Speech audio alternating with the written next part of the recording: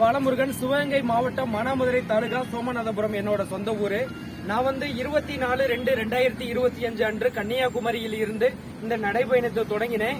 இன்னைக்கு 16/9/2025 அன்று இந்த கன்னியாகுமரியில் முடிப்பதாக இருப்பேன்.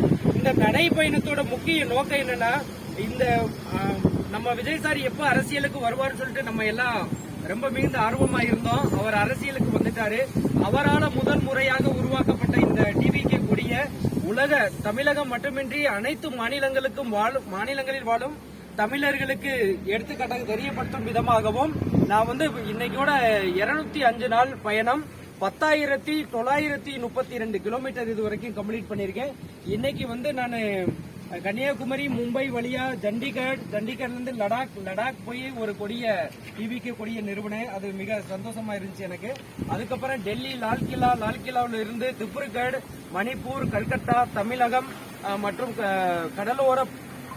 கடலோர ஈசிஆர் ரோடு மூலியம் இன்னைக்கு திருநெல்வேலி மாவட்டம் அண்ணே ராஜகோபால் மாவட்ட செயலாளர் அவர்களின் தலைமையில ஒரு வரவேற்பு, வள்ளியூர் ஒன்றியம் வரவேற்பு கூட்டப்படுகிறது. கூட்டப்பணியில ரொம்ப சந்தோஷமா இருக்கு. மிக அனைவருக்கும் நன்றி.